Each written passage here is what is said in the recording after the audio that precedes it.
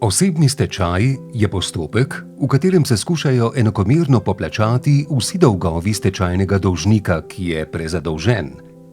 Začne se na predlog dolžnika ali upnika in ga vodi sodišče s pomočjo stečajnega upravitelja. Objave v zvezi s stečaji so dostopne na spletnem portalu Ajpes. Jana v nekem trenutku ni zmogla odplačevati svojih dolgov, zato je na sodišče vložila predlog za osebni stečaj in odpust obveznosti. S tem je želela doseči, da upniki po koncu postopka ne bodo mogli več zahtevati plačila svojih terjatev.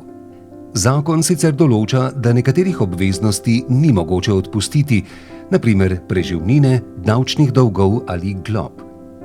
Predlog za odpust obveznosti se lahko vloži takoj ob začetku postopka ali naknadno, vse do trenutka, ko je postopek osebnega stečaja končan.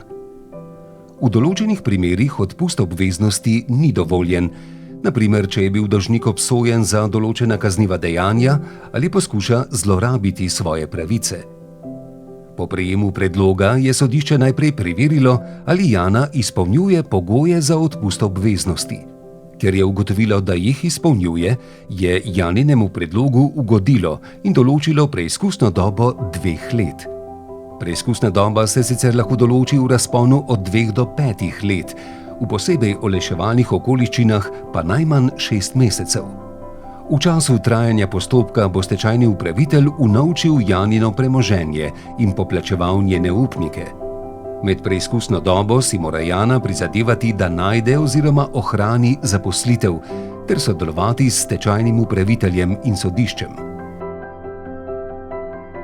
Če dolžnik med preizkusno dobo krši svoje obveznosti, sodišče predlog za odpust zavrne in upniki lahko znova zahtevajo plačilo.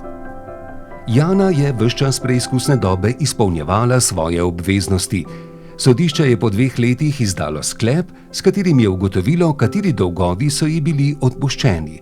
Teh ji ne bo treba več plačati in lahko začne na novo. Nato bo sodišče zaključilo še postopek osebnega stečaja.